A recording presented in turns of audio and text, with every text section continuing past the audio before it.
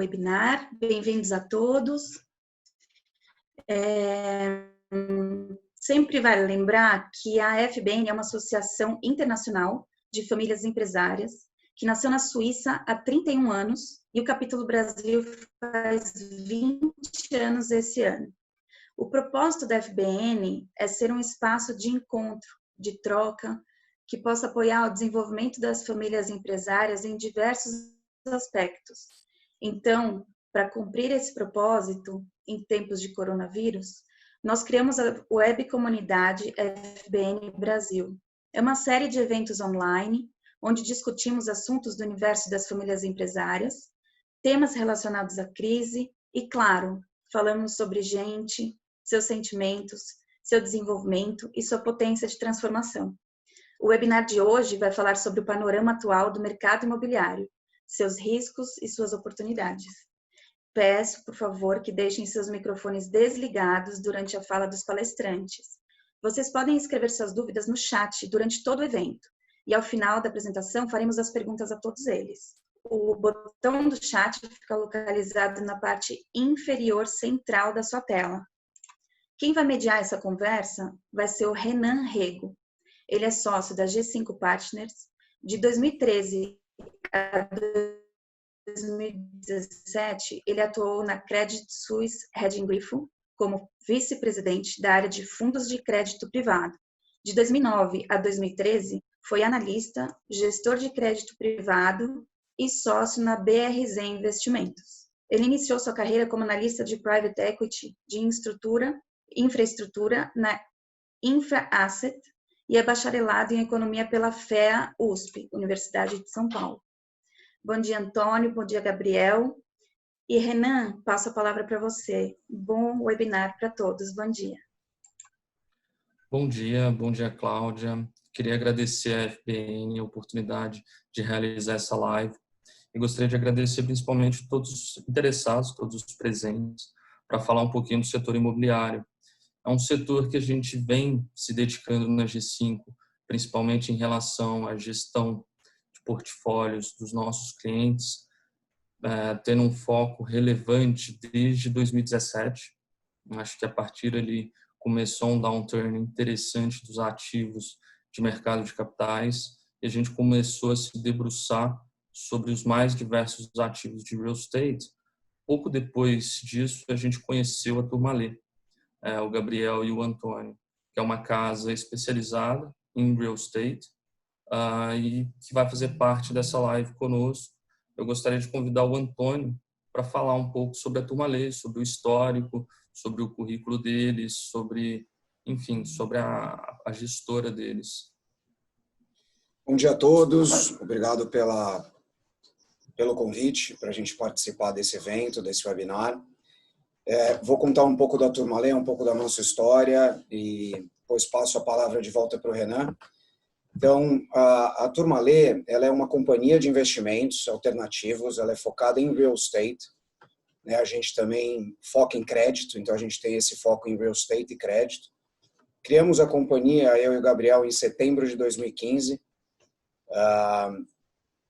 E eu acho que todos devem lembrar, no final de 2015 a gente ainda estava no governo Dilma, a gente tinha um momento de mercado complexo, a gente tinha Selic em 14,25%, inflação naquele ano estava batendo aí por volta de 10%, 10,5%. E tanto eu quanto o Gabriel, a gente tem um background muito de crédito, né? A gente vem de uma escola bastante nervosa, né? Uma escola, no meu caso, de high yield, no caso do Gabriel, de distressed debt. Então, a gente sempre teve uma abordagem bastante contrarian, né? Então, a gente sempre busca estar contra o mercado, né? E buscar operações e situações de investimento onde a gente pode obter ganhos, mas sempre muito protegido, né? Eu acho que essa é uma abordagem muito clara nossa, né? A gente opera de forma atenta aos ciclos econômicos, né? Então a gente não só econômicos como de real estate. Real estate é um segmento que ele tem uma clara você tem que estar sempre operando dentro dos ciclos, né? Então ele tem essas opcionalidades e esses desafios muito claros. A gente basicamente então hoje atua em 3 grandes segmentos da indústria de real estate. A gente tem um primeiro segmento que a gente chama de permutas protegidas. Então a gente basicamente, junto com bons parceiros, com boas incorporadoras, financia esse ciclo de aprovação desse terreno, desse projeto, e a gente basicamente está junto com esse incorporador, provendo para ele o que ele precisa. E aí a gente fica dono, né? Os fundos de permuta, a gente tem hoje 2 fundos de permuta sob gestão, eles viram donos desses apartamentos, e esses apartamentos, essas unidades residenciais, elas têm uma proteção de uma put, caso a gente precise sair destes apartamentos e não consiga vendê-los no final. Esse é um primeiro segmento de atuação. A gente tem um segundo segmento de atuação, que é o segmento de crédito imobiliário, que a gente chama de mortgage finance, que basicamente a gente financia a aquisição de imóveis, e aqui a gente tem um FDIC, onde a gente financia o mutuário final na aquisição do imóvel. E essas carteiras são carteiras de 10, 20 anos, carteiras pulverizadas, e de novo com a intenção de proteção. A gente sempre tem uma forma de devolver estes créditos caso eles deixem de performar para o incorporador. E a gente tem um terceiro segmento de atuação, que é o segmento de properties. O segmento de properties, que é o segmento de aluguéis. A gente hoje investiu, no meados do ano passado, a gente investiu em um prédio corporativo, que fica no Rio de Janeiro, em parceria com a Gessim. E é um prédio que hoje está alugado para a Petrobras, é a Universidade Petrobras, que fica no Rio de Janeiro. Acho que é isso, acho que a introdução da turma é essa, Renan. Antônio, obrigado. Passando um pouquinho agora, falando mais do setor em si, Gabriel, queria que você pudesse, se você puder, nos dar um overview, falando um pouco do setor, dos ativos financeiros, de como que está a visão da casa em relação a isso, uma vez que a gente olha no mundo e esse é um dos ativos, talvez a maior gerador de ativos financeiros no mundo é o setor imobiliário e um setor muito presente na carteira de investimento de todos os wealths, e que no Brasil isso não é tão comum quanto lá fora, ou pelo menos não tem a mesma representatividade do que acontece lá fora. Então, você como gestor, queria que se você puder dar um overview do setor e também das suas variações em relação a risco, qual a diferença entre o setor de equity, dívida, operações híbridas, permutas protegidas, enfim. Claro. Bom, primeiro, bom dia a todos. É um prazer estar participando aqui. Obrigado pelo convite para a gente participar. É sempre uma oportunidade para a gente colocar algumas ideias que às vezes ficam mais desorganizadas na cabeça, mais caóticas na cabeça, né? E colocar tudo, acho que um pouquinho dentro de um contexto de tomada de decisão, né? Um prazer estar falando para uma plateia tão qualificada, tão bacana. A gente vai tentar fazer disso uma boa experiência para todos. Bom, falando um pouquinho de real estate, né? É a maior classe de ativo do mundo, né? Então, de longe, a maior classe de ativo do mundo. Se você pegar todo o volume de dívida, por exemplo, do governo americano, a classe de ativos real estate nos Estados Unidos é entre 5 a 7 vezes o tamanho do volume de dívida de Treasury Bonds. Então, acho que isso dá uma dimensão da magnitude dessa classe de ativos, né? Em alguns países mais desenvolvidos, né, com mercados de capitais mais consolidado, principalmente o mercado de dívida, né, mais consolidado, essa classe de ativos ela tem uma presença no mundo financeiro, né, no mundo dos REITs, né, dos fundos imobiliários, né, suas diversas formulações mundo afora, em securitizações de dívida e etc. e tal. Então, isso permeia o universo do mercado financeiro um pouco mais do que aqui no Brasil. Aqui a gente está vivendo um crescimento dessa indústria, e esse crescimento se deu a partir de diversos aperfeiçoamentos que foram realizados ao longo dos últimos 20 anos, que passam desde o aperfeiçoamento da política de garantias para financiamentos imobiliários a mutuários finais. A gente pode, de repente, pincelar isso um pouquinho mais à frente. Passa pela popularização dos fundos imobiliários, né? Passa pela popularização dos instrumentos de securitização como CRIs, como as LIGs agora foram a última inovação de regulamentação para isso. E, obviamente, do hábito, né? As pessoas se habituam, os prestadores de serviço se qualificam e todo o setor vai se profissionalizando. Então, hoje, a gente já tem uma presença muito efetiva do universo imobiliário dentro do mercado financeiro. Você tem diversas casas que são dedicadas exclusivamente a isso. Gente muito qualificada, na sua esmagadora maioria. E pouco a pouco os investidores vão entendendo um pouquinho mais os diferentes matizes que a gente tem nesse quadro. Acho que, falando um pouquinho de como é que a gente enxerga, tá? A gente vê, enfim, diversas classes de ativos.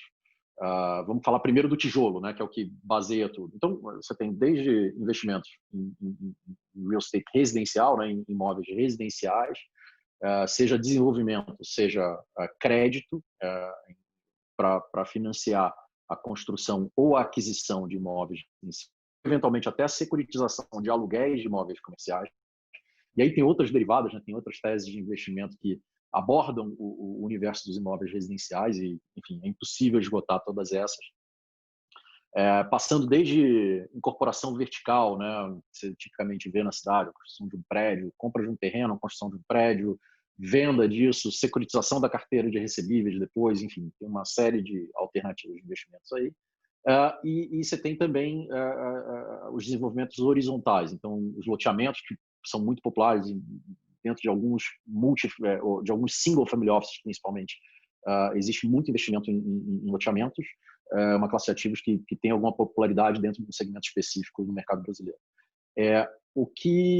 Você tem uma outra vertente disso aí, que são os não residenciais. Vamos colocar todo mundo no mesmo saco, porque obviamente tem 1 milhão de diferença entre um e outro, mas você tem lajes corporativas, você tem imóveis industriais, você tem imóveis de logística, você tem, enfim, uma miríade de ativos que lastreiam os investimentos realizados via mercado financeiro nos ativos finais. Obviamente, você tem também a forma mais antiga de estocar dinheiro, que foi muito popular aqui no Brasil, por um motivo óbvio de que a gente tinha uma inflação galopante durante muito tempo, né, que era estocar dinheiro em imóvel, seja em terras, seja em imóveis urbanos.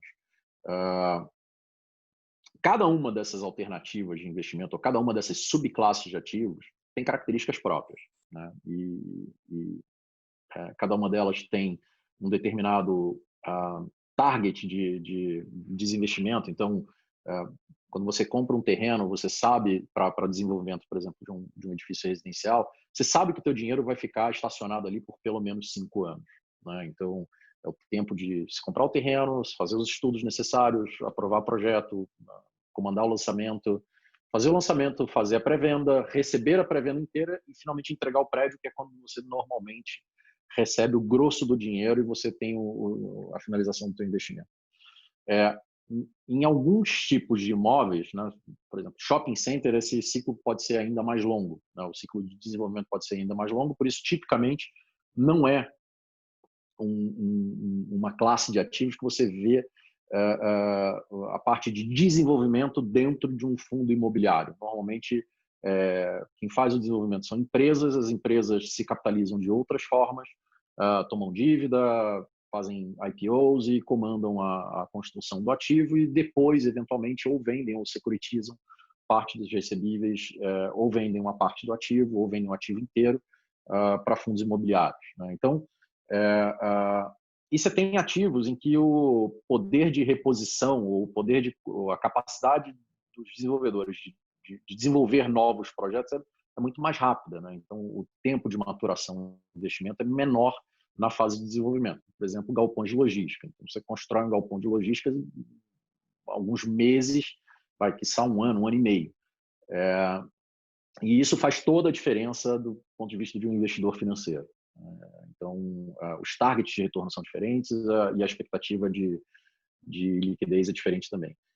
Falando de renda, que eu acho que talvez seja a classe de ativo mais difundida, a subclasse de ativo imobiliário mais difundida no mercado financeiro, você tem hoje diversos veículos de investimento. Você pode comprar CRIs diretamente no mercado financeiro, você pode comprar fundos imobiliários com cotas listadas em bolsa, e de novo aí você tem para todo tipo de gosto, né? Você tem ativos, você tem fundos de papel, né, que como se chama, basicamente que compram títulos de dívida e que capturam uma parte da rentabilidade gerada pelos ativos via um instrumento de dívida que tem uma classificação de risco teoricamente menor do que um investimento em equity, né, em ações de empresas ou em fundos imobiliários.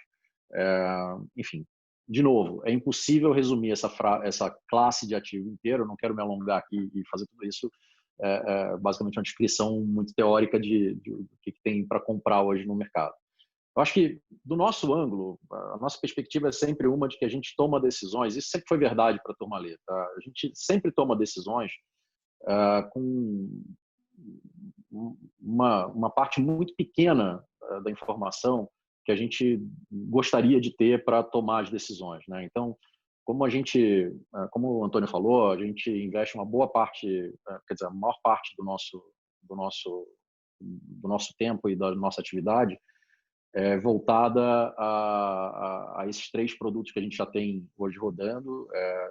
O principal deles são os fundos de desenvolvimento.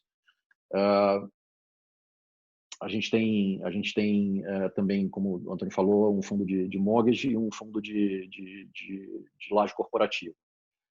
Em qualquer dos casos, assim, essas 3 classes de ativo, todas as classes de ativo imobiliário, elas dependem de fatores como renda, fatores como taxa de juros, fatores como demanda, né, no final do dia. Renda e taxa de juros são formadores de demanda ou detratores de demanda, como está sendo agora no caso atual, né, principalmente renda. E a gente tem que observar muito bem esses ciclos. O ciclo que a gente enxerga agora é um ciclo de tremenda incerteza, como na verdade são sempre todos os ciclos, né? 6 meses atrás eu me lembro da gente conversar com o Renan sobre uma oportunidade de investimento e a gente achava que a oportunidade de investimento estava cara. Então a incerteza era outra. A incerteza era, poxa, será que o mundo vai crescer para sempre com essa exuberância? Será que essa taxa de juros que a gente está capturando nesse investimento específico está recompensando adequadamente o capital que a gente pretende investir? E será que não tem nenhum risco aqui escondido que a gente talvez não seja capaz de enxergar? E a verdade é que era a mesma coisa quando a gente começou a Turma Lê em 2015. E quando a gente desembolsou nosso primeiro fundo em 2016, depois quando a gente fez o primeiro follow-on em 2017, o segundo follow-on em 2018. E quando a gente fez o segundo fundo em 2018 também, era a mesma dinâmica. A gente sempre sabe menos do que a gente gostaria. Então, partindo desse pressuposto, não quer dizer que não tenha valor, não quer dizer que não tenha opcionalidade. Dá para ganhar muito dinheiro nessas fases. A gente tem agora a oportunidade de comprar com algum desconto ativos que a gente considera fundamentalmente bons. E eu acho que isso vale para ações de empresas listadas que estão em níveis, algumas delas a gente considera bastante atrativos, apesar de não ser uma parte do que a gente faz profissionalmente, mas é algo que a gente presta muita atenção, porque são nossos parceiros, é gente que a gente precisa que esteja bem para que o nosso negócio vá bem. Mas a gente, como perspectiva, eu acho que esse é um olhar nosso, mas que muita gente no mercado compartilha, a gente tenta sempre desafiar as nossas teses, a gente tenta sempre pensar que, por melhor que seja a nossa teoria, ela tem grande chance de estar errada, não porque a gente seja pior do que ninguém, mas porque o mundo acontece de uma forma muito dinâmica, como o Covid está decretando de uma forma muito taxativa, né? A gente realmente não consegue antever tudo aquilo que é necessário e relevante para a nossa atividade. Então, a gente gosta muito de um termo que a gente vai repetir várias vezes aqui, eu acho que nessa live, que é um termo que a gente fala 50 vezes ao dia, que é opcionalidade. A tese de investimento sempre que a gente busca a nossa tese ideal, uma tese ideal em que a gente tem uma boa contraparte, uma excelente contraparte, uma empresa responsável que vai cumprir com suas obrigações, que não vai deixar ninguém na mão, que, enfim, tem capacidade de execução, que tem capacidade de entrega. Então, esse é um primeiro critério. Então, essa eu diria, primeiro critério de eleição aqui de boas oportunidades. E cada um tem formas de identificar boas empresas, né, bons parceiros. O segundo deles a gente precisa ter a capacidade de não perder capital quando as nossas opiniões não estiverem corretas. Então, proteger o nosso capital é a prioridade número 1, 2 e 3 de qualquer tese de investimento que a gente acha saudável, principalmente nesse setor que tem ciclos muito longos e que muita coisa pode acontecer no meio do caminho. E a terceira é ter uma opcionalidade relevante, ou seja, bom, se o mercado subir 5%, como eu me beneficio disso? Qual é o tamanho do upside que eu tenho aqui? Qual é o tamanho do ganho que eu posso realizar obedecendo a contraparte saudável e a proteção de capital? Então, esse é o framework que a gente analisa qualquer oportunidade de investimento. Quando a gente olha para o mercado hoje, eu acho que existem contrapartes de excepcional qualidade. As empresas, de uma forma geral, as empresas de desenvolvimento imobiliário residencial, especificamente, que resistiram à última crise, estão, de uma forma geral, muito melhores do que estavam na última crise. Quando a gente fez o Turmalê 1, em 2016, existiam poucas empresas com as quais a gente gostaria de transacionar. Hoje, esse universo de empresas é um pouco maior do que era naquela altura. Apesar de boa parte das empresas listadas e das empresas de maior porte ter simplesmente deixado de existir, né? Então, eu acho que essa faxina que aconteceu entre 2013, quando o preço começou a cair, e começou a onda de distratos, e eu acho que isso durou até pelo menos 2018, essa faxina no mercado tirou muita gente que talvez não fosse uma boa contraparte, tá? do âmbito de negociação no real estate residencial. No real estate comercial, você também tem excepcionais desenvolvedores, tem uma presença maior de estrangeiros, de fundos soberanos, de uma característica um pouco diferente e também igualmente sólidos, né? Então, tem muita gente para você transacionar hoje. Então, isso não é um limitador per se, tá? Existe uma segunda, olhando o segundo movimento, como é que eu faço para me assegurar de que eu não perco dinheiro em hipótese nenhuma hoje? Isso está mais desafiador, porque a verdade é que a gente vai ter que observar um pouquinho mais como é que vai se comportar a questão de demanda, tá? A gente vai entrar em alguns temas específicos ao longo dessa conversa, mas a gente vê que pode ter alguns movimentos muito relevantes do ponto de vista de demanda e algumas especificidades na oferta de ativos que vão fazer toda a diferença para que o teu investimento seja bem sucedido. A gente ainda não sabe quais são esses pontos, tá? A gente ainda não sabe exatamente para onde vai mexer, se a demanda vai subir, se a demanda vai cair, porque depende de um monte de fatores, depois a gente vai entrar em cada um deles. E eu acho que a terceira questão também é dependente da anterior. Eu não sei para onde vai, assim, na vírgula, a demanda, eu não sei para onde vai o preço, porque, de novo, a gente depende de muitos fatores que são fora do nosso controle, né? Como taxa de juros, como nível de renda da população, como até otimismo, que é um fator subjetivo, mas ele tem um papel muito relevante nessa história. Certamente tem oportunidade. No nível de desconto que a gente observa hoje, obviamente tem oportunidade, tem coisa para fazer, mas também tem risco. Então, acho que a função de um investidor em imóveis hoje, ou em ativos imobiliários hoje, ela não é fácil, mas ela pode ser muito feliz.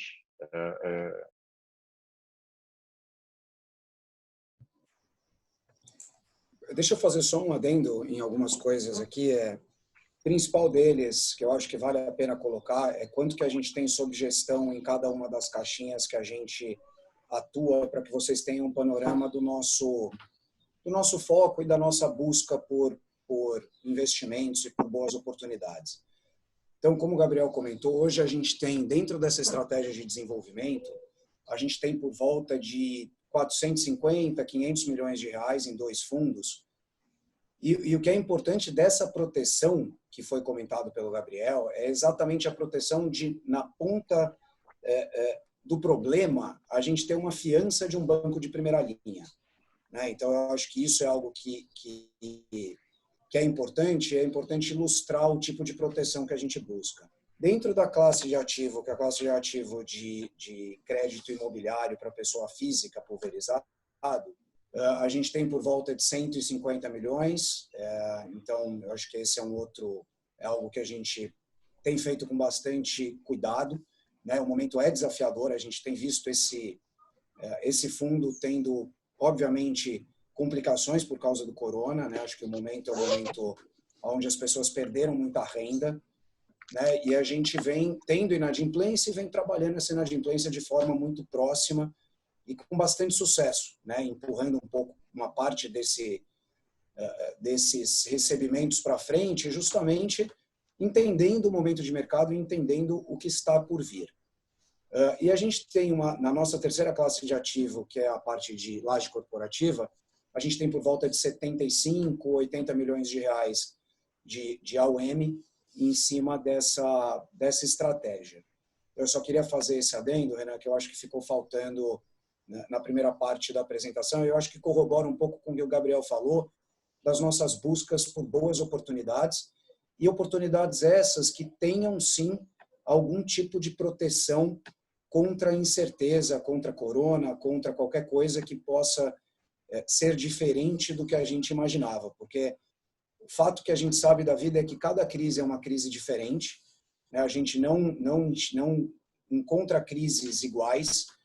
Os ciclos de real estate são muito longos e a gente tem que estar sempre muito atento a algo que a gente não esteja enxergando. Eu acho que é colocando um pouco mais sobre o que a Turmalê busca e o que a Turmalê faz. Obrigado. Acho que tem alguns dados que eu acho interessante comentar, dar uma dimensão de quão é importante essa indústria da construção civil para o Brasil. A indústria da construção civil hoje, ela faz alguma coisa, algum percentual perto de 3,5% do PIB brasileiro. Isso já chegou a ser 7%.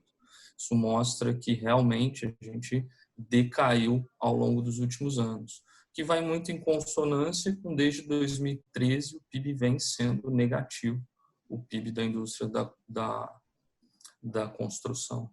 Acho que é só para dar um pouco de dimensão. Outro lado que vale a pena destacar é que a construção civil é uma forte geradora de empregos no Brasil. Quando você aquece a construção civil, você tende a diminuir o desemprego de maneira mais rápida. Apesar dela representar 3,5%, ela representa 7% da população empregada, o que é muito representativo quando eu pego o contexto geral. Então é bem interessante ver esse overview de vocês.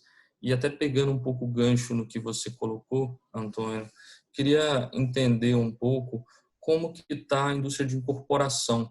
Você citou os 2 primeiros fundos da Turmalê e os primeiros follow-ons dos fundos 1, que foram especificamente nessa tese de incorporação residencial.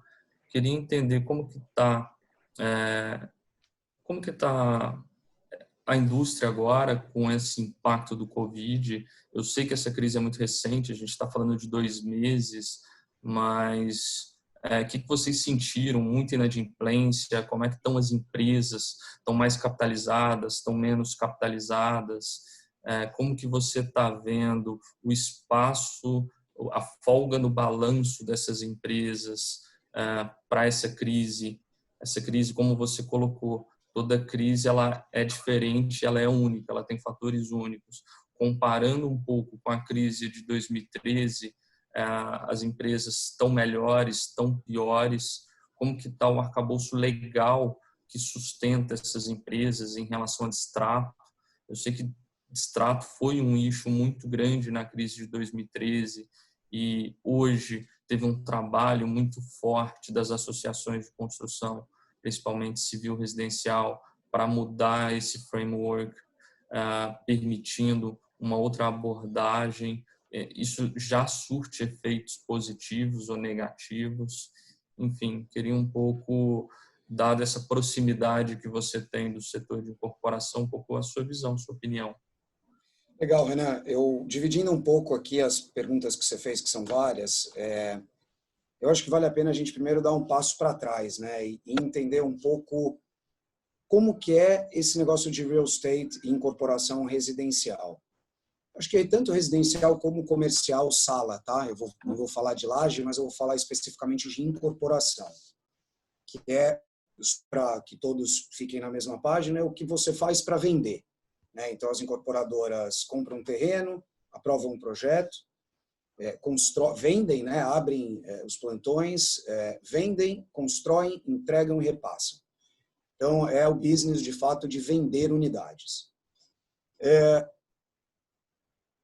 O negócio imobiliário, ele é um negócio que ele é muito micro, né? Você pode analisar ele de uma forma macro e falar o seguinte, olha, a cidade de São Paulo é assim, a cidade do Rio de Janeiro é assado, o Nordeste funciona assim, cada cidade com a sua característica, e de fato, ele é um negócio que você tem que olhar ele não só na perspectiva macro de custo de capital, de renda, como o Gabriel colocou, mas você tem que descer na análise da rua que você está fazendo o empreendimento, né? É uma coisa meio óbvia, mas assim, às vezes não é a rua, às vezes é a prumada do prédio que está virado para o sul ou para o norte, faz completamente a diferença de venda, tanto de preço quanto de liquidez na venda dos apartamentos, né? Então, então isso, de fato, não é homogêneo, cada praça é uma praça. O que a gente está vendo, né? Eu acho que você colocou um ponto também muito relevante, a gente fala de corona, mas é um negócio muito recente e é muito difícil você prever o que vai acontecer e como que o que as coisas vão, o que vai mudar após corona, porque são muitas variáveis dentro desse mesmo problema.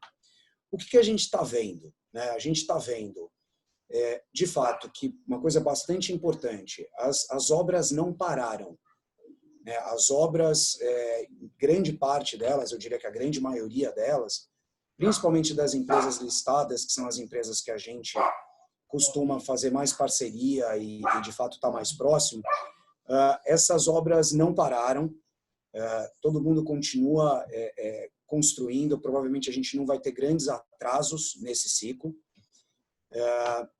E se a gente olhar em específico a Grande São Paulo, que é onde a gente tem um foco maior de atuação, a gente tem alguns empreendimentos no Rio de Janeiro, a gente tem alguns empreendimentos em Curitiba, mas o nosso foco é sempre maior na Grande São Paulo.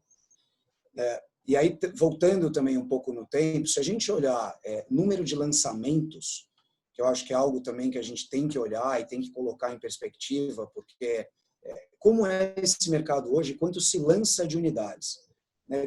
Até 2012, eu diria que aí o auge, 2012, 2013, foi o auge de lançamentos. Na Grande São Paulo se lançava 75 mil unidades. Em 2016, que foi essa crise comentada por todos aqui, a grande crise de distrato, essa crise que pegou muito forte as incorporadoras e que de fato deixou muita incorporadora para trás, quebrou muita gente nesse período até 2016, em 2016 especificamente, eram 25 mil lançamentos. Então o mercado ele lançou 30% do que ele lançava em 2012. Em 2019, né, que foi o ano passado, onde a gente parecia que as incorporadoras iam passar por um ciclo virtuoso, esse ciclo de fato estava pronunciado, né? Acho que todo mundo começou a reparar, todos vocês devem ter reparado, que os jornais começaram a ter muitos lançamentos. Então, ano passado, acho que principalmente segundo semestre, De novo, muitos lançamentos, tinha muitas incorporadoras com um backlog muito grande de terrenos aprovados e projetos aprovados, e que precisavam colocar esses projetos no mercado, e perceberam um momento bom de venda, principalmente na classe A. Então, de novo, não é só heterogêneo, não é só um segmento heterogêneo no que diz respeito à geografia, mas é um segmento também muito heterogêneo no que diz respeito à classe social. Então, a gente viu grandes projetos sendo lançados. Vou fazer uma menção a um projeto que marcou, de fato, preço, que foi um projeto lançado pela Even no Itaim, que foi o projeto do Fasano. Lançou preço que nunca tinha, a gente acho que ninguém tinha visto 30 mil, 32 mil reais o metro quadrado de venda, e a gente viu esse lançamento que atingiu esse preço ano passado. Então, 2019 foi um ano de retomada. Aqueles 75 mil lançamentos na pré-crise 2016, que caiu para 25, ano passado, na Grande São Paulo, se lançaram 50 mil unidades. Então, nem o que foi no pré-crise 2016, nem no que foi pós-crise, mas já era uma retomada, já era algo que a gente estava bastante animado. O preço dos terrenos e o preço, obviamente, o preço dos imóveis subiu muito. O terrenista começou, de fato, a entender que ele podia subir o preço do terreno dele, e isso subiu muito rápido. A gente começou, de fato, a ficar muito preocupado. Eu e o Gabriel, a gente tirou um pouco o pé. A Turmalé, de fato, ficou um pouco olhando como que isso ia acontecer, porque a gente, de novo, é um investidor que procura assimetria. Então, no momento que o mercado está muito bom, as assimetrias diminuem muito. E a gente ficou um pouco de fora assistindo tudo isso. CEPAC, eu não sei, acho que boa parte de vocês não deve saber o que é, mas é um título construtivo que é comprado como uma outorga onerosa, você poder construir mais naquele mesmo terreno. Então, você multiplica o terreno, em vez de fazer 2 vezes, você pode fazer 4 vezes. De novo, em 2019, o preço da venda de CEPAC, que é um leilão, bateu recorde. E a gente, de novo, muito preocupado com esse pêndulo, que foi um pêndulo que foi muito rapidamente levado para o lado da demanda. Parecia que vinha uma demanda grande, uma oferta ainda pequena. De repente, entramos em 2020, todos muito animados, o setor muito animado, com essa resposta que 2019 tinha dado, de venda, de preço. E entramos em 2020 com essa perspectiva boa para o setor. As empresas mais capitalizadas, eu acho que também respondendo uma pergunta que você fez, as empresas estão, assim, as que sobraram, as que não ficaram pelo caminho na crise de 2016, que foi a grande crise de distrato, elas estavam muito mais capitalizadas. Eu acho que tem um fator muito importante, que é o custo de capital. Quando a gente começou a Turmalé, a gente estava falando de um custo de capital de 14%, o CDI estava na época em 14,25%, e a gente está falando agora de um CDI de 2 e pouco, 3. Para vocês terem uma ideia, uma das empresas que a gente é muito próximo estava comentando com a gente esses dias que o custo de capital, ela teve uma diminuição de dívida também, mas principalmente da taxa, da Selic, como todo o mercado teve, obviamente.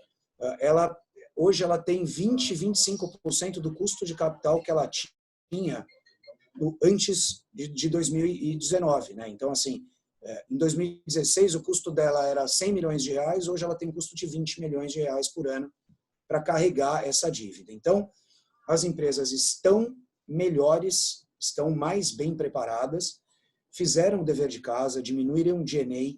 Então, a parte de custos fixos mudou. Assim, dando alguns exemplos, você pega uma Tecnisa, mudou a sede, foi para um lugar, antes elas tinham 2 andares no prédio mais caro de São Paulo, hoje em dia tem meio andar num prédio bem mais barato. Mandaram embora muita gente, diminuíram de tamanho.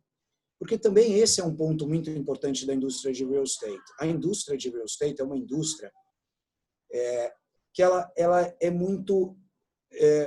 assim, você não pode querer vender volume, né? Você tem que vender qualidade, né? Você não pode pensar em land bank, né? Você não pode pensar você tem que pensar em margem. Aquele projeto que você está comprando é um projeto que você está comprando a um bom preço, o terreno, e que você vai vender com margem. Então, as empresas de fato entenderam isso e se redimensionaram para estar num mercado mais artesanal, que é o mercado de real estate. O mercado de real estate não é uma indústria que você coloca de um lado uma matéria-prima que é uma commodity e do outro lado sai um produto pronto que simplesmente você vende também como commodity. Ele é algo muito artesanal, né? Então, as companhias estão melhor, estão mais bem preparadas para enfrentar esse momento, mas, obviamente, estavam voltando no tema da perspectiva, estavam com uma perspectiva para 2020 muito positiva, que foi frustrada, pelo menos nesse primeiro semestre, pela questão do corona. Como que a gente enxerga daqui para frente, como a gente acha que vai se comportar? É uma pergunta super difícil de responder, porque, como você disse, faz 2 meses que tudo isso aconteceu e a gente está vivendo algo que ninguém de nós viveu.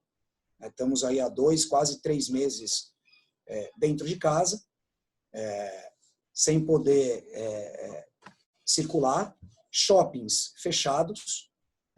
Então, assim, é complicado a gente dar um prognóstico, mas do que a gente conversa com as companhias que a gente conversa,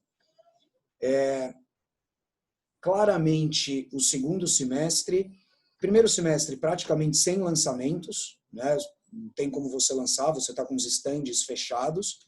As incorporadoras ainda têm uma grande quantidade de estoque pronto, né? Estoque esse que foi produzido no último ciclo, e elas estão, de fato, trabalhando esse estoque pronto, ou seja, elas estão vendendo através de internet, através dos corretores ligando para os seus respectivos clientes. Eles estão conseguindo ter uma venda aí entre 30% e 40% do que seria um ano normal, que seria 2019, por exemplo. Então, eles continuam vendendo as unidades prontas, porém, não fizeram lançamentos, né? O que a gente enxerga? Existe um backlog de terrenos com projetos aprovados. Essas incorporadoras, neste momento, elas têm uma pressão muito menor para lançamento. Por que elas têm pressão menor? De novo, pelo custo de capital. O custo de carregar um terreno ou uma dívida que ele tem para comprar, que ele adquiriu, que ele tomou para comprar aquele terreno, baixou muito. Então, eles estão sendo mais cautelosos e eles, provavelmente, os incorporadores vão esperar que o cenário, de fato, dê uma clareada para voltar a lançar e colocar novos produtos na rua, né? Então, essa é a nossa percepção. Do ponto de vista de distrato, né? Eu não sei se também todo mundo entende o que é o distrato. 2 coisas importantes aconteceram.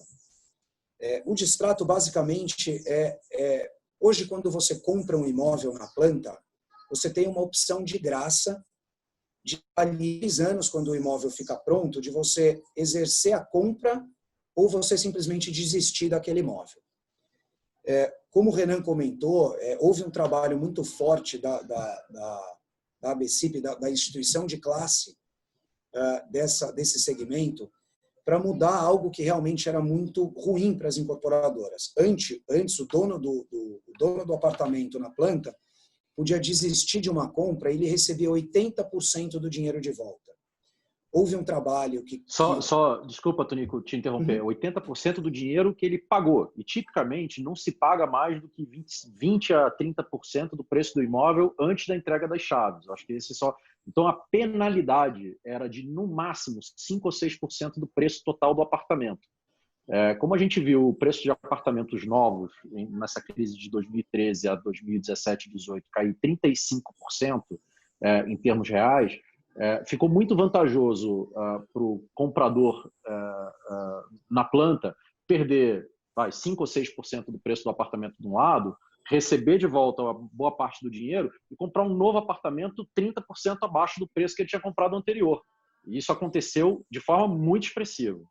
De forma expressiva, não só por quem precisava porque realmente muita gente também perdeu renda nesse período e realmente não conseguia tomar uma dívida no banco, porque no momento que o imóvel fica pronto e ele pagou esses 20% a 30% que o Gabriel comentou, o que esse sujeito faz tipicamente? Ele vai ao banco e toma um financiamento para pagar os outros 80% ou 70% do imóvel para o incorporador. Ele passa então a ter uma dívida não mais com o incorporador, mas com o sistema financeiro, com o banco dele.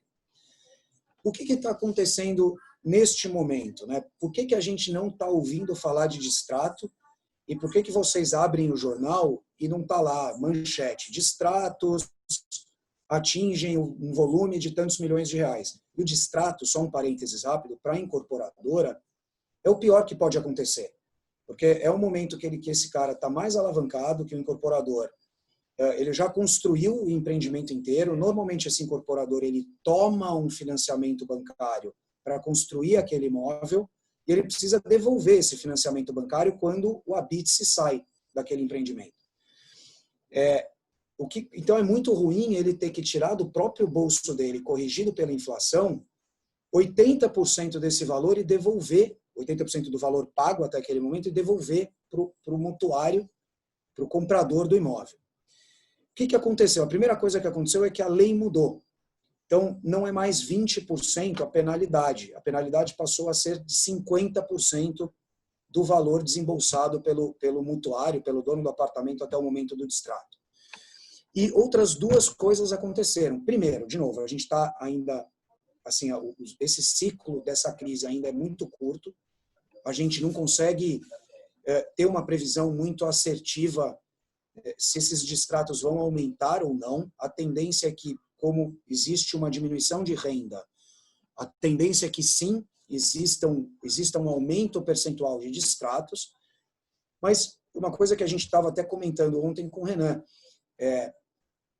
o ciclo de 2016, né, o ciclo dos apartamentos que foram lançados em 2016 e 2017, e que obviamente estão sendo entregues agora, que é quando de fato o distrato acontece, né, a maior parte do distrato ela acontece no momento do repasse, no momento que o mutuário, o dono do apartamento, ele vai deixar de ter uma dívida com a incorporadora e vai passar para o banco. Então, naquele momento, ele não consegue o financiamento no banco e ele então, ele deixa de pagar e ele devolve o apartamento. Então, nesse aspecto, tiveram muito poucos lançamentos ao longo de 2016 e 2017. Então, por isso que a gente não vê uma grande onda de distratos nesse momento. Então, eu tomei uma bronca aqui, eu vou parar de falar um pouco. E, Renan, vai para a próxima pergunta, por favor. Legal. Obrigado, Antônio. Agradeço aí o overview que você deu, foi bem bacana. Gabriel, mudando um pouco o foco de residencial para lajes corporativas, a gente tem lido muito sobre home office, mudança do comportamento com o Covid, empresas, tanto localmente quanto no exterior, comentando que querem adotar o home office de maneira mais presente. Queria um pouco a cabeça de vocês, o que vocês já veem de impacto nisso, ou de possibilidade de impacto nisso, principalmente para o mercado brasileiro, que é um mercado muito menor, onde tem uma disponibilidade de ativos bons, muito mais reduzida do que quando eu comparo isso em níveis globais, com a Califórnia, com Nova York, com Europa. E aproveitar, emendando essa pergunta, queria entender também onde você enxerga que estão as grandes oportunidades do setor imobiliário hoje em dia, dado essas incertezas.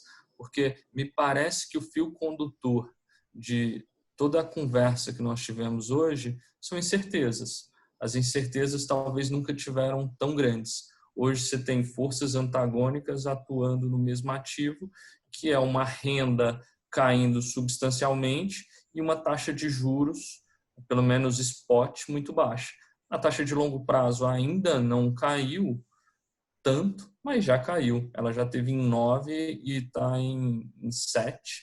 E o financiamento para o tomador final também caiu de maneira relevante, principalmente com o esforço de alguns bancos públicos. Então, queria que você falasse um pouquinho desse setor de laje e das oportunidades que você está vendo, por favor. Renan, eu acho que esse é um ótimo tema para a gente conversar. Eu acho que tem, de novo, a gente não tem uma resposta mágica, né? Então a gente não tem noção do que vai acontecer, mas a gente consegue explorar alguns cenários do que pode acontecer e do que provavelmente não vai acontecer necessariamente na mesma medida do que acontece em outros lugares, né? Quando você fala de laje corporativa, você fala de empresas utilizando um espaço que é destinado às pessoas trabalharem, né? E com essa história toda do Covid, muitas empresas têm talvez explorado a possibilidade de fazer o trabalho de forma mais remota. A gente na Turmalê, por exemplo, cara, para a gente está sendo vida normal, a gente não tem nenhuma queda de produtividade com isso, mas muito porque somos nós, a gente tem que tocar nossa lojinha, né? E isso, obviamente, é mais complexo quando você tem uma miríade de funcionários enfim, não necessariamente a mesma coisa.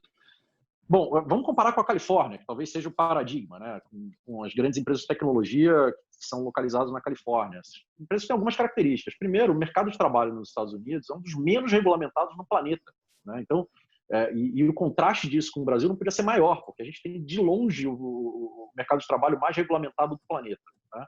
Então, eu acho que tem uma primeira diferença que é muito marcante na minha visão e que vai ser uma pedra no sapato de quem quiser realmente adotar o home office de uma forma mais expressiva, né? Acho que algum volume de home office ou alguma flexibilização nas jornadas de trabalho ou na forma como as empresas vão se organizar para suas atividades produtivas é inexorável. Isso vai acontecer. A gente não sabe qual é a dose disso. Mas a rigidez do mercado de trabalho no Brasil, né, os contratos de trabalho, como é que se controla a hora extra, por exemplo, do seu funcionário? Como é que você controla... será que o camarada vai pegar uma água na geladeira, escorrega no chão da cozinha que estava molhado, cai, e aí é um acidente de trabalho, porque ele estava em horário de trabalho? Então tem uma série de questionamentos. Eu não sou advogado trabalhista, mas assim, tem muitos advogados trabalhistas bons que devem pensar sobre isso, né? Tanto para um lado quanto para o outro, né? Tanto para provocar essa discussão junto às empresas, quanto para defender as empresas nessa discussão. Mas eu acho que tem uma diferença marcante e essa diferença se chama rigidez da legislação trabalhista brasileira. Eu não sei se a gente vai entrar na mesma magnitude, eu acho que não, que a gente não deve entrar na mesma magnitude dessa onda lá fora. Eu acho que para o mercado de lojas corporativas tem outros elementos que são marcantes, né? Ao que parece, acabou a capacidade construtiva, está muito próximo de acabar com a capacidade construtiva de imóveis, principalmente de altíssimo padrão, AAAs, AAs, nas regiões mais centrais, principalmente de São Paulo, que é onde você tem o principal centro financeiro e econômico do país. No Rio, você teve uma onda de construção muito grande, principalmente com Porto Maravilha, enfim. Então, existe um estoque de prédios de excepcional qualidade no Rio, acho que menos em BH, acho que certamente menos nas outras capitais do país, que receberam menor onda de investimento em construção de lajes AAA, até porque a demanda é menor. Mas em São Paulo, principalmente aqui nesse eixo da Faria Lima, Jardins, Itaim, etc. e tal, realmente a capacidade construtiva chegou no limite. A gente estava caminhando para um aquecimento, e ano passado isso foi muito pronunciado, um aquecimento no valor dos aluguéis. Então, a gente estava tendo uma série de ações revisionais e a turma começando a pensar e planejar as ações revisionais para subir o valor dos aluguéis, né, os proprietários de prédios e lajes comerciais. Não sabemos como é que vai ficar isso agora, mas a verdade é que esse estoque ele é bastante finito. Então, a gente não imagina uma nova onda de construção, isso até por razões físicas é razoavelmente impossível. Agora, do ponto de vista de demanda, tem um fator interessante também, né? A gente viu nos últimos anos um crescimento desse negócio, inclusive de escritórios remotos ou escritórios compartilhados e tal, e dos WeWorks da vida, dos Regos da vida, etc. e tal. Esse espaço que eles fizeram, o business model dessas empresas, né, foi de basicamente, otimizar a utilização de espaço físico. Então, onde uma empresa tipicamente colocaria um funcionário, eles colocam 2 trabalhadores, né? 2 pessoas trabalhando. Obviamente, isso promoveu a entrada de uma nova demanda para essas lajes de excepcional qualidade e uma saída de algumas salinhas, né? Então, o camarada que tem uma empresa pequena hoje, tem 3, 4, 5 pessoas trabalhando, sai, por incrível que pareça, sai mais barato para ele ter um escritório com uma sala privativa. Um grupo de mulheres que tem casa na Boa Vista, assim, não pode ter comunidade que tenha mais fundos do que essa, entendeu? Lá o povo tem muito dinheiro. Eu já participo de um grupo lá, é muita mulher. Acho até que a maioria já é uma faixa etária que tem filhos maiores, mas sempre alguém conhece alguém. Eu acho que só continuando aqui, perdão, a gente tem acho que uma incerteza agora, que é qual é a medida em que as empresas vão precisar de mais espaço para acomodar o mesmo número de pessoas. Existe uma potencial reversão do agrupamento que a gente vinha vendo, né, de uma maior otimização do espaço corporativo para uma menor otimização do espaço corporativo, simplesmente por questões sanitárias. E, obviamente, eu acho que você fala de incertezas, né? Bom, a gente tem, em ordem alfabética, umas 100, assim, tranquilamente para citar.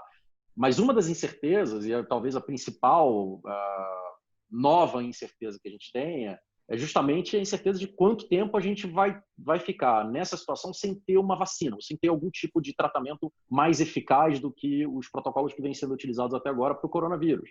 Na medida em que esse negócio realmente, se a gente acordasse amanhã, né, o que não vai acontecer, mas se a gente acordasse amanhã e tivesse uma vacina para o coronavírus, tudo que a gente falou aqui vira letra morta, não tem provavelmente nenhum grande impacto para frente. Em contrapartida, se essa situação perdurar um pouco mais, de fato, as empresas vão precisar repensar qual vai ser a dinâmica de trazer as pessoas de volta para o trabalho, qual vai ser o tamanho da sala, será que vai dar para trabalhar em baia, ou será que a gente vai ter que fazer salas individuais, será que a gente vai ter que fazer rodízio de funcionários, será que a gente vai ter que mudar para talvez até escritórios em locais menos nobres para que a gente possa pagar pelo metro quadrado menos nobre e ter, ao invés de 5 metros quadrados por pessoa, voltar a ter 10 ou 15 metros quadrados por pessoa no escritório, enfim. Então, essas são considerações que a gente vai ter que observar ao longo do tempo. Eu acho que, aí indo para a tua segunda questão, Renan, e eu acredito que a gente já esteja aqui estourando o tempo, né? Assim, acho que a equação macro, né? O Tonico falou muito que real estate realmente é um negócio muito micro, né? Você comprar uma casa, você provavelmente não quer a casa de frente para a quadra da escola de samba, talvez você prefira ela de frente para o parque, né? E às vezes você tem as mesmas coisas dentro do mesmo imóvel, né? Você tem uma que é de frente para uma piscina mecânica, outra que é de frente para um parque. O que a nossa, acho que o nosso approach para a nossa forma de enxergar o mercado imobiliário, ele reage muito a 2 fatores: renda e taxa de juros. Né? Você mencionou a taxa de juros de longo prazo vinha caindo, caiu muito. A gente já estava na menor taxa sustentada historicamente, e essa taxa tende a cair. Né? Mas eu acho só importante dar um pouquinho de nuance nesses números. Né? A taxa de juros cai. Para cada ponto percentual de queda de renda que a gente tem na população, a taxa de juros precisa cair entre 1,2% e 1,3%. Né? Então, vamos lá. A gente hoje tem uma taxa de juros de financiamento imobiliário que fica entre 7% e 8% ao ano. Tá? Para um pagador excepcional. Então, um camarada que tem realmente um Serasa incrível, que tem uma conta num banco há muito tempo, que tem um histórico de crédito muito bem construído. E que tem renda, né? E que tem renda comprovada. Estamos falando de um percentual ínfimo da população brasileira. Só é importante a gente ter em mente que a população brasileira ela não é uma população de renda muito alta. Ela é uma população que o grosso da população tem renda familiar abaixo de R$5.000. Tá? E depois, você tem uma faixa de renda ali que é entre 5 e 10 mil reais, que numa cidade como São Paulo, o camarada ele realmente tem dificuldade de achar um imóvel que ele consiga comprar com a renda que ele tem. Tá? Se a gente imagina uma redução, como foi, por exemplo, na última crise, a gente teve uma redução de 35% da renda, que foi basicamente feita através de inflação, bastante inflação e bastante desemprego. Tá? Tudo indica que a gente vai ter um novo surto de desemprego, muito provavelmente levando os números absolutos de desemprego para um pior nível histórico. Então, a gente deve ter uma queda muito pronunciada da renda da população. Eu acho que isso é quase que dado. Né? Por um outro lado, a capacidade de você baixar muito mais a taxa de juros, ela obviamente tem alguns obstáculos. Né? Para você baixar a taxa de juros e o tomador desses recursos conseguir tomar esses recursos, você precisa ter, antes de mais nada, alguém que queira emprestar esses recursos. Né? Então, eu pessoalmente acho muito complicado imaginar que a gente vai ter aqui no Brasil, com o histórico de inflação que a gente tem, por mais que a gente, na perspectiva dos próximos 2 ou 3 anos, a gente tem uma perspectiva de inflação extremamente baixa, talvez até negativa. Eu acho muito complicado a gente ter contratos de financiamento imobiliário com taxas, cara, comparáveis, por exemplo, às taxas americanas, de 3,5% ao ano. Né? Então, eu não sei se a gente chega lá. E eu acho que a resposta do ponto de vista de taxa de juros teria que ser dessa magnitude para conseguir contrabalançar uma queda de renda dessa magnitude que a gente vai ter. Então, eu acho que no curto prazo, o movimento muito provavelmente é de para baixo nos preços. Né? Embora a gente não tenha mais o estoque que a gente tinha em 2015 e 2016, né? E que gerou uma queda de preço muito pronunciada, porque justamente concatenando com a história do custo de capital para os incorporadores. Né? Os incorporadores tinham pressa para vender. Então, eles topavam vender a um preço abaixo do custo de reposição dos imóveis, em grande medida, justamente porque eles precisavam pagar a dívida. A dívida custava 20% ao ano, ela não custava os 7% que custa hoje, ou 6% que custa hoje para os maiores incorporadores e incorporadores mais sólidos.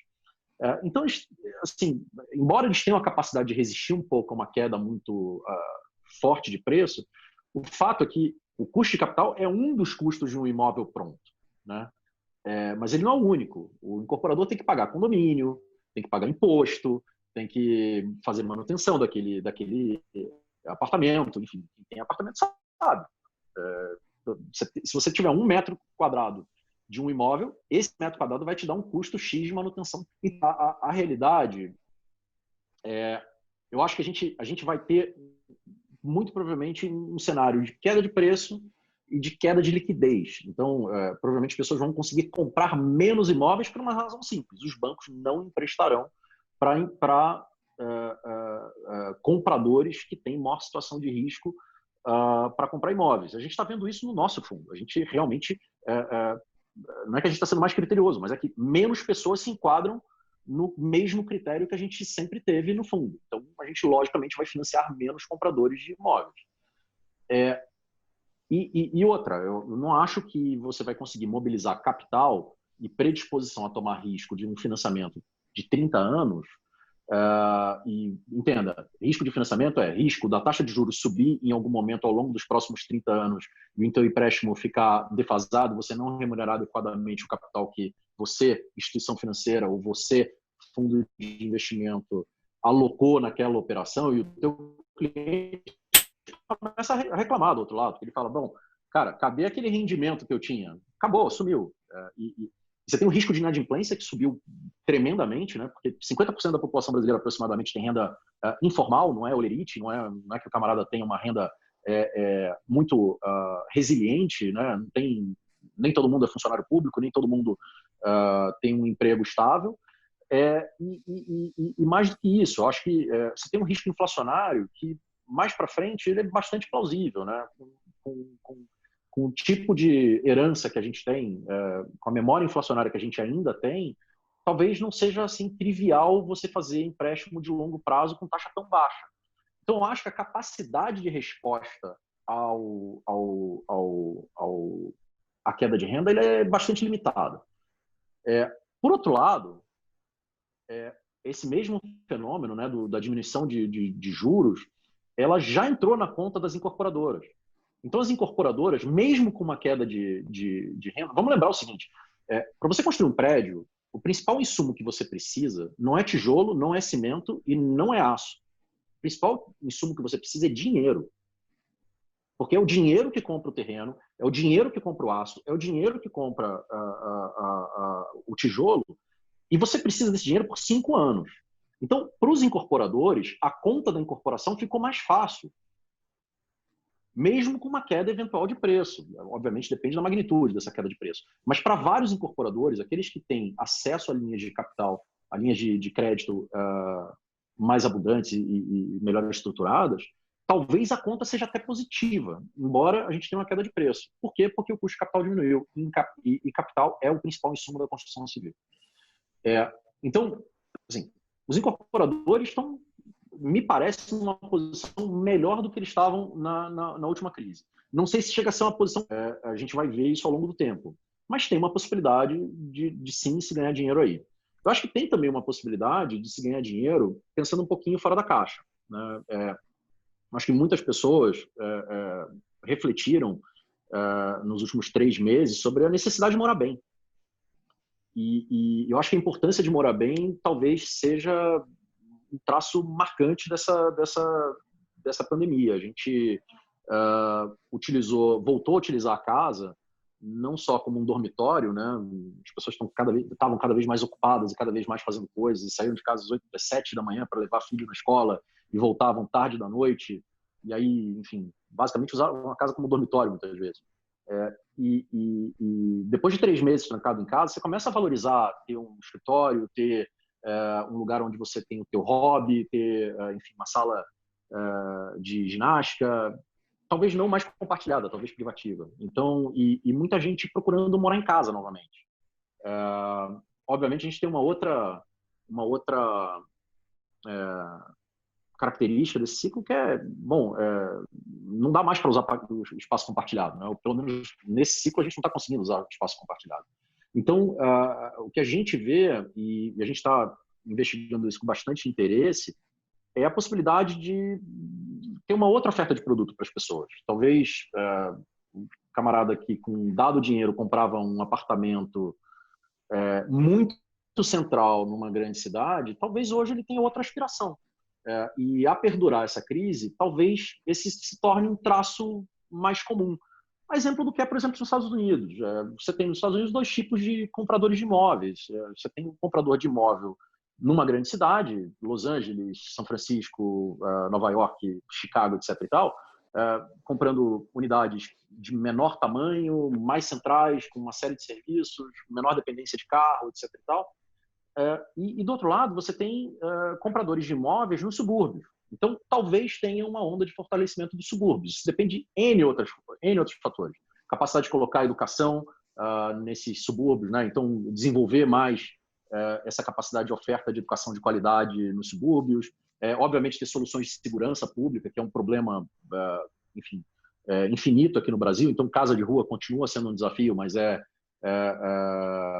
a gente vê que tem algumas iniciativas interessantes, a gente está investigando algumas. E, por outro lado, eu acho que tem algumas coisas que eu acho que realmente cabe refletir. Será que faz sentido ofertar apartamentos com tão pouca área, como talvez tenha crescido um pouquinho nos últimos anos? Será que compartilhamento de housing é uma alternativa? Então, acho que a gente tem mais perguntas do que respostas agora, Renan, mas, assim, na nossa característica, você conhece bem, a gente pensa sempre em opcionalidade. A gente não sabe o que vai acontecer no futuro, mas a gente sabe o que vai acontecer no futuro. E talvez isso seja suficiente. Então, acho que o jeito de olhar boas oportunidades é fazer uma reflexão séria sobre o que pode acontecer no futuro. Gabriel, me passaram uma pergunta que eu queria aproveitar, Legal. até dado o tempo. Comentaram de oportunidades no mercado secundário. Acho que, até pegando o gancho dessa pergunta, uma coisa que a gente reparou foi que o IFIX, que é o ETF de tradeado na Bolsa, negociado na Bolsa, ele realmente caiu menos do que a Bolsa. Ele é o ETF de conjunto de fundos imobiliários, dos mais diversos, desde CRIs, renda, logística, shopping. E hoje ele está basicamente com um upside muito similar ao upside da Bolsa quando se olha pelo menos o ponto inicial de 2020. Um teria 20% de upside, o outro teria por volta de 23% de upside. Aí eu estou aproveitando a pergunta em relação ao mercado secundário e concatenando junto a essa queda de juros que as pessoas começam a ver, mesmo com essa diminuição da renda, não começa a fazer sentido olhar o mercado secundário com yields interessantes e até de ativos bons. Na crise, os próprios fundos da Tourmalet tiveram pequenas vendas totalmente descorrelacionadas com o yield do produto. Então, uma coisa que nos chamou a atenção enquanto gestor de portfólio e gestor de patrimônio, essa descorrelação entre o yield do ativo versus o yield dos fundos imobiliários que, por vezes, estavam negociando em bolsa. Então, não necessariamente uma oportunidade de originação, que realmente me parece estar complicada, e você tem que se precaver muito, criando esses downside protections e essas opcionalidades para se proteger, mas olhando coisas mais seguras, como contratos BTS, Large Premium, ou outros ativos, você não está vendo uma oportunidade nesse setor? Excepcional pergunta, Renan. Eu acho que assim, a gente tem a cabeça muito de investidor em valor intrínseco, né? E você também. Acho que por isso que a gente já fez bastante coisa junto. A realidade, em qualquer momento de crise, você tem vendedores que precisam de liquidez, né? Então, pontualmente, eu acho que não é uma regra, mas pontualmente, você tem a oportunidade de comprar excepcionais ativos a um preço muito bom. E quando você compra excepcionais ativos a um preço muito bom, é realmente muito difícil perder dinheiro, tá? E quando é realmente muito difícil perder dinheiro, se esse ativo é um ativo que vai te gerar rentabilidade ano após ano, após ano, após ano, após ano, após ano, realmente a equação de investimentos é a melhor que fica. A gente adora isso. A gente montou a Tourmalet para fazer isso. E a realidade é que esse momento, óbvio que tem pontualmente, tem oportunidades incríveis. Eu só tenho uma ressalva a isso, que eu acho que muitas vezes o que parece muito resiliente pode te dar uma surpresa. Então, acho que tem que ter muito cuidado com o tipo de ativo que você compra. Um ETF é uma cesta de ativos. Uma cesta de ativos, ela tem ativos bons e tem ativos ruins. Num negócio que tem um yield muito... A gente está acostumado no Brasil a achar que yield baixa é qualquer coisa abaixo de 15%, né? Então, vamos contextualizar isso. Acabou essa história. 15% é rentabilidade para burro. É rentabilidade de equity, basicamente. Se você tiver 15% em qualquer coisa da tua carteira, e esse negócio fosse sensacional, cara, não vende de jeito nenhum, pelo amor de Deus. Agarra ele com carinho, cuida dele todo dia, cara, bota para dormir e faz tudo direitinho para ele nunca sair da tua mão. Agora, quando você olha para as oportunidades de mercado, de fato tem oportunidades muito boas, pontuais. Acho que boa parte delas já passou também, porque a liquidez que os fundos imobiliários, os maiores fundos imobiliários tinham, nos primeiros 15 dias pós-início da pandemia, a gente viu, porque são nossos clientes, vários deles são nossos clientes, eles usaram boa parte da liquidez para comprar essas oportunidades, né? E talvez agora a gente tenha um repique aqui ou ali, mas a verdade é que a gente não está vendo assim, nada muito de graça mais. Tem bons ativos a preços ok. E dá para ganhar dinheiro, dá para fazer boas alocações de capital. Mas assim, tem que sentar e estudar direitinho para ver se aquele ativo é bom mesmo, porque a gente está vendo nas nossas conversas com as nossas contrapartes, com os nossos parceiros, com o mercado em geral, mesmo nos maiores ativos, no curto prazo, mesmo empresas de excepcional qualidade, bons pagadores, estão dando trabalho. Então, quando você pega mesmo ativos de primeiríssima qualidade, né? Todo mundo vai ter trabalho nessa ocasião. Um cliente nosso nos perguntou outro dia se um negócio que tinha acontecido na carteira, uma inadimplência e tal, tinha sido normal. Eu falei, cara, eu não sei mais o que é normal, mas a gente precisa olhar esse momento como um momento realmente de rearranjo. Agora, quando você compra excepcionais ativos, cara, num preço correto, bom, não tem nada melhor para fazer. Não, vale só um ponto, até fazendo nossa propaganda, mas falando que a gente comprou recentemente um terreno, inclusive junto contigo, Renan. Compramos um terreno na República do Líbano, esquina com a Canário, pós-corona, pós-Covid. Era algo que já vinha sendo trabalhado, mas que de fato culminou numa aquisição de um terreno de 5.000 metros, que a gente vai lançar daqui a 1 ano, 2 anos, 1 ano e meio, não sabemos ainda. Nós vamos lançar um empreendimento no parque, praticamente no Parque Ibirapuera, ali, quase na Quarto Centenário, que a gente comprou justamente num momento de confusão de mercado, né? Assim, o mercado sem saber os patamares, onde é que estava e tal. Então, tem que estar atento e tem que estar preparado. Isso é verdade e a gente está sempre muito atento para esse tipo de oportunidade, para poder, de fato, investir no momento correto. Ô, Antônio, eu até queria aproveitar que tem uma pergunta aqui da Patrícia, que ela diz o seguinte, eu acho que muita gente vai querer fazer essa pergunta também. Recentemente saiu na mídia sobre a alta na procura de casas de alto luxo. O que vocês acham disso? Bolha ou realmente uma tendência? Isso é justamente o que o Gabriel colocou, né? As pessoas, a gente viu isso também, Alphaville ganhando preço. As pessoas passaram a ficar dentro de casa confinadas.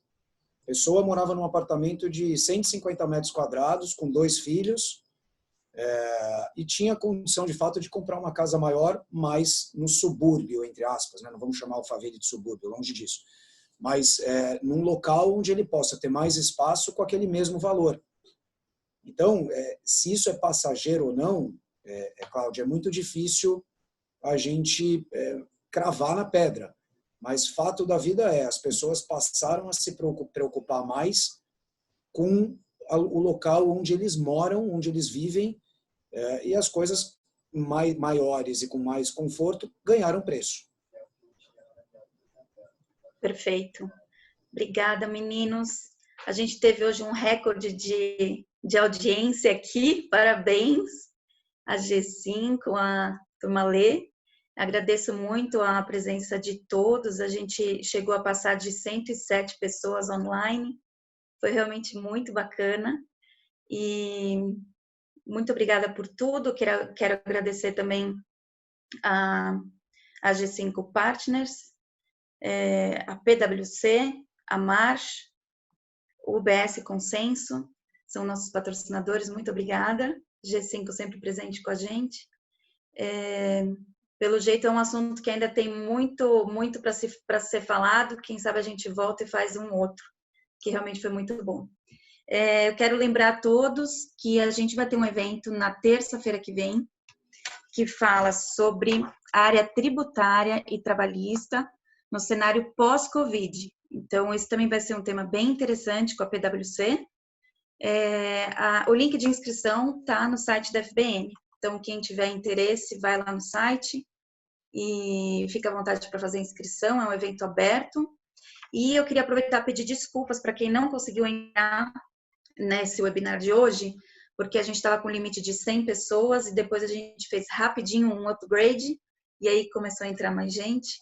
Então, esse vídeo vai ficar disponível, aberto, no site da FBN e também nas redes sociais da FBN, para quem quiser assistir todo esse conteúdo de hoje, tá?